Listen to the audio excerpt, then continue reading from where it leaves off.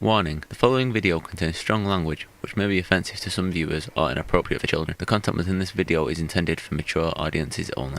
From the start, the only thing certain is the end. Promise to all and none, no, not when. I'm exaggerating. She's actually a very nice person, and I'm cool with her now, but boy, that shit got on my nerves. And it got on my nerves because whenever someone says that to me, I know they've never seen me for themselves. They just repeat what they've heard. Any of you who have ever watched me know that I have never had a problem with transgender people. If you listen to what I'm saying, clearly, my problem has always been with white people.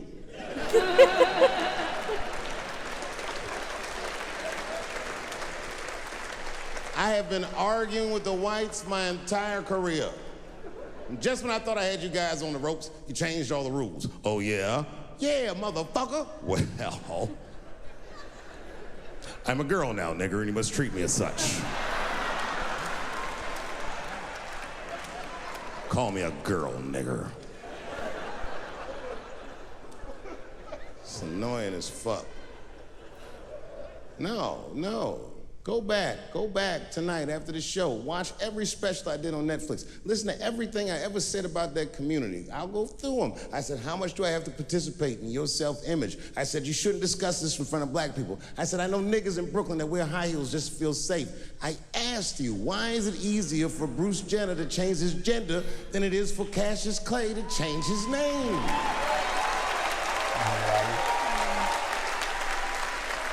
If you listen to what I'm saying, I'm not even talking about them, I'm talking about us, and they don't listen.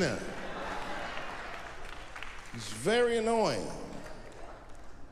And they've canceled people that are more powerful than me. They canceled JK Rowling. My God, JK Rowling wrote all the Harry Potter books by herself. She sold so many books, the Bible worries about her. And they canceled her because she said in an interview, and this is not exactly what she said, but effectually, she said gender was a fact. And then the trans community got mad as shit. They started calling her a TERF. I didn't even know what the fuck that was. But I know that trans people make up words to win arguments. So I looked it up. TERF is an acronym.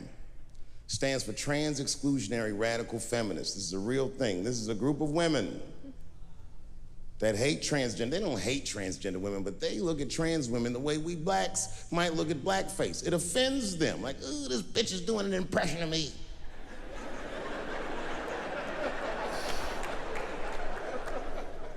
Now, I shouldn't speak on this because I am not a woman, nor am I a trans. But as we've established, I am a feminist. That's right.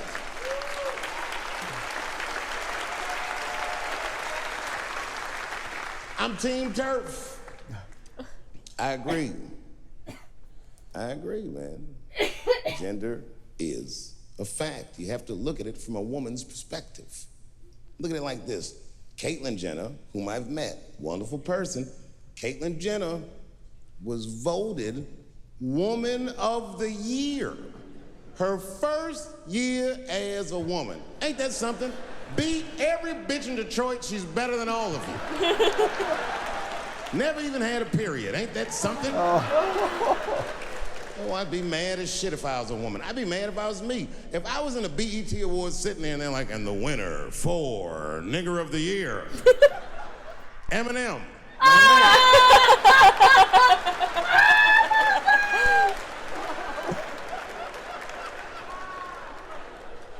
Gender is a fact. This is a fact. Every human being in this room, every human being on earth had to pass through the legs of a woman to be on earth. That is a fact.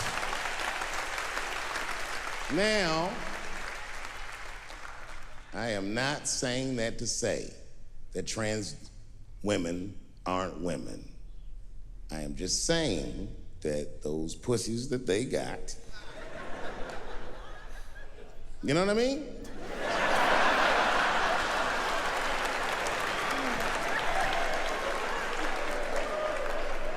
I'm not saying it's not pussy, but that's like beyond pussy or impossible pussy. You know what I mean? Tastes like pussy, but that's not quite what it is. It's not blood, that's beet juice. Beet juice!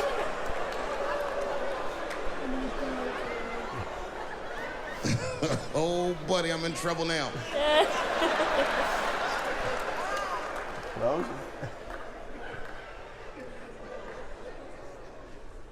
Before I go, I want to share this story with you because it's important to this point.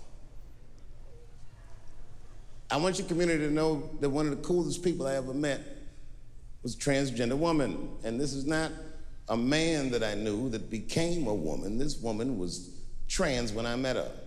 Lived in San Francisco. Daphne Dworman is her name. I would do 18 shows in the Bay Area, sometimes in Oakland and Dirty Hood nightclub, and she would be there, a white trans woman, laughing loud and hard at everything I said, especially the trans jokes. It's very puzzling.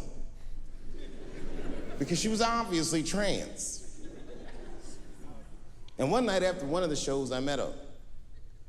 And what it was, turns out, it was her dream to be a comedian, and I was her hero.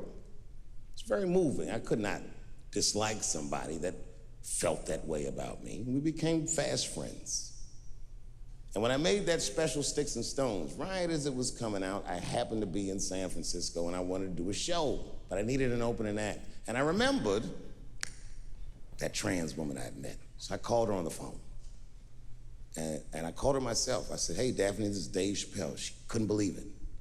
And I go, I'm in San Francisco. And then she started saying a bunch of wild stuff. I was like, relax now. I don't want any pussy. I was, I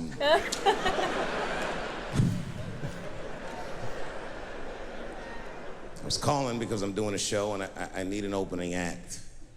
And I was wondering if you'd open the show. And she was like, fuck yeah. Now, I didn't know this at the time, but this woman had only done stand-up comedy 8 times in her life. This is little to no experience. And now she's about to open a show for what many call the GOAT. The GOAT.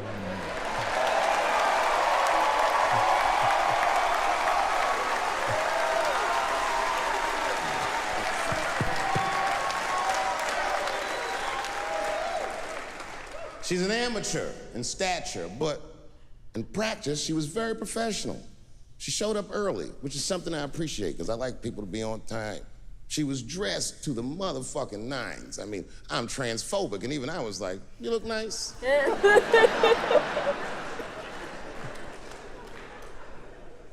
Went up on the stage with all the swag of a professional comedian, grabbed that mic and walked right down the middle and looked at the crowd like a gangster. Man, you should have seen her work. This bitch bombed for 45 minutes straight. And I am not exaggerating, young man. That show was terrible. Stunk. Stunk. And then she brings me on, and you know, I was like a glass of water after a handful of salt. The crowd was happy to see me. I was killing it. But here's what impressed me.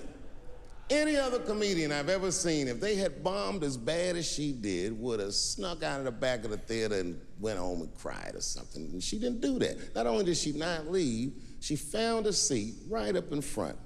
You know, when a new comedian watches an experienced comedian in comedy, we call this taking class. And this bitch took my whole class. She sat up there and was laughing as hard as she always laughs, as if nothing bad had even happened to her. And I saw her show. Something bad happened to her. Speaking the real. She was drunk. So she starts talking to me while I'm on stage, but the way a person would talk to a television when they were alone. She's talking to me like that. That didn't bother me because I knew her, but the crowd didn't like that shit at all because she sucked. And a guy in the back of the room stood up, and Daphne's hair was dyed blonde at the time, and the guy screamed out, and his energy felt wild as fuck. He said, "Hey, Daphne!" And everybody kind of clamped, like got tense. We didn't know if it was a heckler or an active shooter. And he said, "Does the carpet match the drapes?" Yeah, it was fucked up. The whole crowd kind of groaned, because it was so, like, mean. Everybody groaned. except for Daphne. She kind of laughed, which was weird. And then she didn't even look all the way back.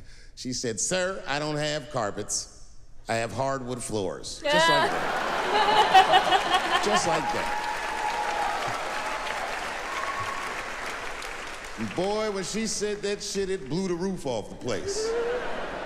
Cut through all the tension. With that one joke, she made up for 45 minutes of a stinker of a show. And after that, she could do no wrong. And I kept on rocking. She kept on talking to me. And then the show became something cooler than a show. It became like a conversation between a black man and a white trans woman, and we started getting to the bomber shit. All them questions that you think about, that you'd be afraid to ask, I was just asking them, and she was answering them, and her answers were funny as shit. The crowd was falling out of their chairs. And at the end of the show, I go, "Oh, Daphne," I said, "Well, that was fun." I go, "I love you to death, but I have no fucking idea what you're talking about." The whole crowd laughed, except for Daphne. Now she looks at me like I'm not her friend anymore, like I'm something bigger than me, like I'm the whole world and a guy.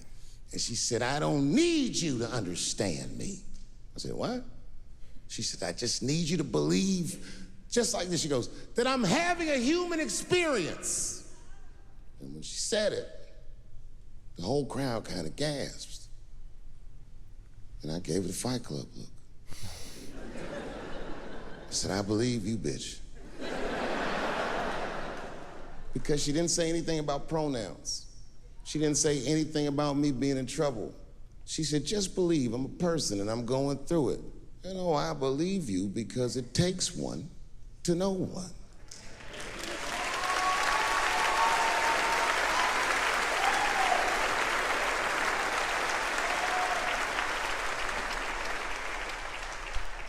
Then I told the crowd good night, and they start going crazy. And before the applause gets to its crescendo, I say, "And don't forget my opening act, Daphne." And the crowd stood up. And I looked at her, and tears came out of her eyes. She couldn't believe it was happening. I couldn't believe it was happening because her show stunk. From